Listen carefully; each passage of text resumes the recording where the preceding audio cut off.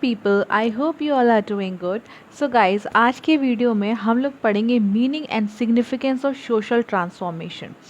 So without any further delay, let's get started. So guys, देखिए academic purpose के लिए social change और जो सोशल ट्रांसफॉर्मेशन वर्ड है हम इसे इंटरचेंजेबली यूज़ करते हैं. कहने का मतलब ये है सोशल ट्रांसफॉर्मेशन जब कभी सोसाइटी में एक मैसिव लेवल पे, ये कीवर्ड है इसका, एक मैसिव लेवल पे कोई सोशल चेंज अकर होता है तो उसे कहते हैं social transformation. Very simple, very precise and up to the point. जैसे कि ये ट्रिपल तलाक वाली इंसिडेंट हो गया आपका, ठीक है, 377 वाला होमोसेक्सुअलिटी वाला इंसिडेंट हो गया. तो इससे क्या हुआ, सोसाइटी में चेंज आया एक बड़े लेवल पे, कोई एक जगह लिमिटेड नहीं है, ठीक है. So that is called social transformation. ऐसे तो हम बहुत सारे एग्जाम्पल कोट कर सकते हैं. तो मतलब सोसाइटी में जो ये सोशल ट्रांसफॉर्मेशन आता है ये ग्रेजुअली आता है, ठीक है. आप ये बोलें कि सोशल ट्रांसफॉर्मेशन कोई रातों रात का प्रोसेस है, ऐसा नहीं है. इट्स अ ग्रेजुअल प्रोसेस, ठीक है. अब देखिए जो सोशल चेंज है वो सोसाइटी में डिफरेंट डिफरेंट टाइप की ग्रुप एक्टिविटीज़ की वजह से भी हो सकता है. जो कि जैसे ये सोसाइटी में जो चेंज आ रहा है ना, या तो ये एक दूसरे की तरफ जो बिहेवियर है, एटीट्यूड है, अप्रोच है लोगों का एक दूसरे की तरफ, गवर्नमेंट के एक्शंस की तरफ, उसकी वजह से भी सोशल चेंज आ सकता है. फैमिली पब्लिक लाइफ में आ सकता है. इकोनॉमिक प्रोसेस जो चल रहा है. तो ओवरऑल जो ये पूरा सोशल आउटलुक है अगर कंपेयर किया जाए प्रीवियस पोजीशन से तो देखा ये गया है कि जो सोशल चेंज है ना वो ना ही सिर्फ आपके सोशल स्ट्रक्चर के पैटर्न्स को चेंज करता है बट वो एक सोशल नॉर्म, एक सोशल रोल भी इस्टेब्लिश करता है. Therefore, when massive or the structural or far-reaching social change occurs, it is called social transformation.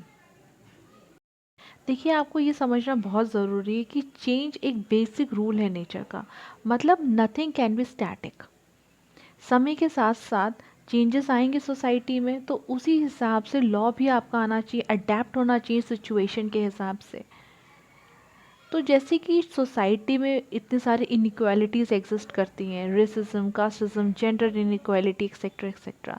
तो इन सब एरियाज़ में अगर देखा जाए सोशल ट्रांसफॉर्मेशन तो डेलिब्रेट प्रोसेस है इन अ सेंस कि अगर आपको इससे रिलेटेड कोई भी स्कीम एग्जीक्यूट करनी है, ठीक है, to suppress all these things, ठीक है, एक ट्रांसफॉर्मेशन, एक पॉजिटिव ट्रांसफॉर्मेशन सोसाइटी में लेके आना है तो law is a tool for it. So quoting Hegel over है, उनके हिसाब से चेंज जो है ना it's a part of world's reality.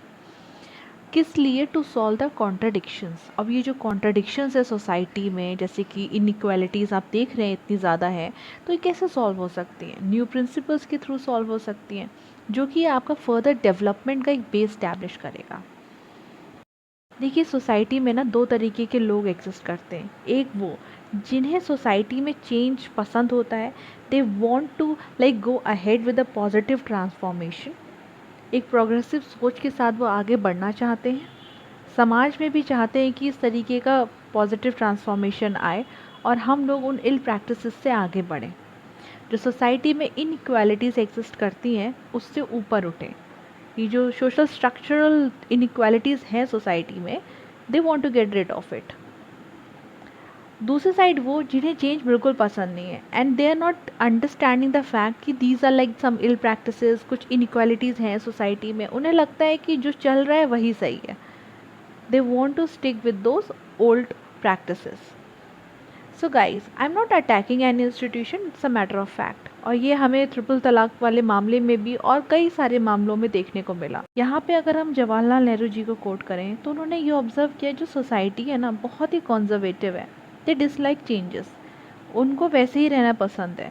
They want to remain the way they are. क्योंकि सोसाइटी में ना कुछ बिहेवियर कॉन्स्टेंसीज हैं. कॉन्स्टेंसीज का मतलब होता है कि अनचेंज थिंग, जो कि हमें लैंग्वेज में, रिलीजन में, morality, ethnic, religious basis, economic process, इन सब में देखने को मिलती है. साथ ही साथ ये समझना भी बहुत ज़रूरी है कि सोसाइटी में कोई भी पॉजिटिव ट्रांसफॉर्मेशन एक डेमोक्रेटिक तरीके से लाया जा सकता है. हम लोग एक डेमोक्रेटिक कंट्री में रहते हैं तो उसी तरीके से आप रास्ता भी वही अपनाएंगे. Democratic means. So the question is that why are we facing such challenges? अगर सोसाइटी में कोई भी पॉजिटिव ट्रांसफॉर्मेशन आ रहा है तो वो तो हमारे अच्छे के लिए है ना, तो आखिरकार ये दूसरा ग्रुप क्यों उसके अगेंस्ट खड़ा हो जाता है? Why we have this behaviour constancies in the society? वो इस वजह से है because we are multi religious multi linguistic society, इसलिए आपस में कॉन्फ्लिक्ट तो होगा ही। सो दीज आर, इंडिया में प्लूरिज्म एग्जिस्ट करता है आपका रिलीजन में, लैंग्वेज में, रीजन्स में, एथनिक आइडेंटिटीज़ में। कास्ट स्ट्रेटिफिकेशन यहाँ पे एग्जिस्ट करता है, जेंडर इनक्वालिटीज़ एग्जिस्ट करती हैं। अभी जेंडर गैप रिपोर्ट आया था 2020, उसमें आप देखिएगा कि हम लोग कितना ज़्यादा पीछे हैं रैंक में, बहुत इनक्वालिटी एग्जिस्ट करती है यहाँ पे।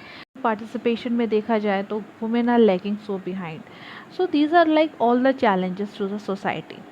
So guys, now here we are done with the meaning and the significance of social transformation. तो जब कभी भी आप इसका meaning significance को frame करेंगे, so you have to substantiate with the recent happening. So guys, here we are done with the meaning and the significance of social transformation. So if you want the PDF of this lecture, just DM me on Telegram. I will respond you over there. ये सारे मेरे handwritten notes हैं, so I hope आपको समझ में आ जाएगा। So guys, इसी तरीके से हमें प्रोसीड करना है। जब मीनिंग एंड सिग्निफिकेंस आपको लिखना पड़ेगा तो वहाँ पे कोई भी आप सुप्रीम कोर्ट का रीसेंट जजमेंट जिससे सोसाइटी में मैसिव लेवल पे चेंज आया है वो आप वहाँ पे कोट करेंगे। आप बहुत ज़्यादा वहाँ पे केसेस मत कोट कर दीजिएगा because you just don't have to write the meaning and significance, other part is also there, right. So उस हिसाब से अटेम्प्ट करना होता है क्वेश्चन को। गाइस, अगर आपको मेरा ये वीडियो पसंद आया है, just to like share and subscribe to my channel law classes by Shivani. See you all in my next video. Till then take care, bye bye everyone.